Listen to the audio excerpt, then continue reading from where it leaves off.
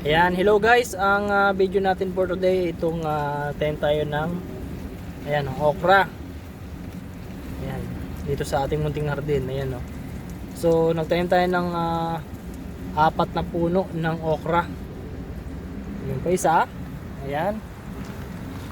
Ayan guys. Ayan, ngayon lang namin tinanim. Then, meron pa din dito. Ayan siya guys. Ayan. So mayroon tayong antay no na gulay.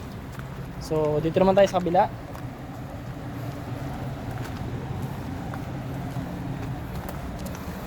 Ayan. Yung pang-apat na puno na okra. Ayan guys. At ito naman guys yung ating kamatis. Ayan siya guys. Oh. Nabali na yung isa. So okay lang, mabubuhay naman yan. So yun, dito naman tayo. Yan, yan pa. Yan pa guys ang kamatis. Yan o. Diba? Antayin nating mamunga yan guys. No? Ayan, dito pa. Ayan pa siya guys. Ayan. Ayan ang kamatis. At yung pang another kamatis. Ayan. So nadiligan na natin. So meron tayong mga time dito guys. Ayan. Meron tayo ditong ampalaya. So yung ampalaya natin hindi pa siya maliit pa siya, parang payat siya, no? Yan. Then meron tayong sili. Ayan. Maanghang yan guys sa sili. Tapos meron tayong luya o ginger. Ayan, meron tayo. Meron tayong gabi. Ayan yung ating gabi guys, oh. Hindi pa siya malaki. At meron tayong kamatis. Itong ano tawag dito? Kalamansi. Ayan. Meron kalamansi dito. At meron din ditong lemongrass. At syempre yan, talong. Ayan o. Bahay kubo na to guys. Ayan pa ang gabi. Lemongrass. Lemongrass. Lemongrass again. Gabi. Ayan. At marami pang iba guys ang ating mga tanim dito. So, yun. At itong basil. Yan. Napakabango yan guys, no? So, yun. Naipakita ko na sa inyo. Meron pa tayong ipapakita guys. Tingnan natin doon sa loob. Ayan.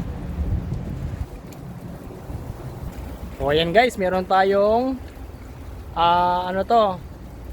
Ang tawag dito, yung Chinese kangkong. Ayan. Ayan o. O yan guys. Ayan pa ang ating mga Chinese kangkong. Ito pa.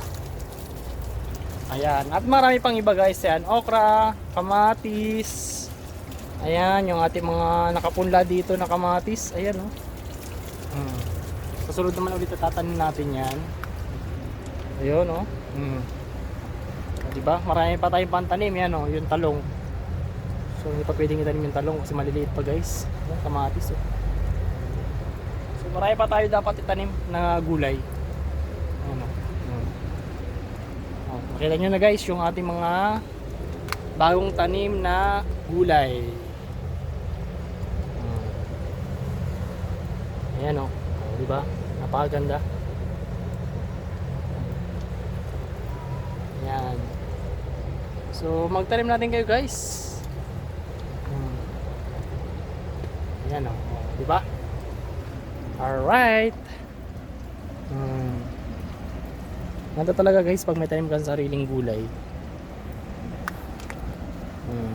Fresh na fresh pa kapag namunga siya, no? Alright. So yun, lipat na tayo doon sa labas.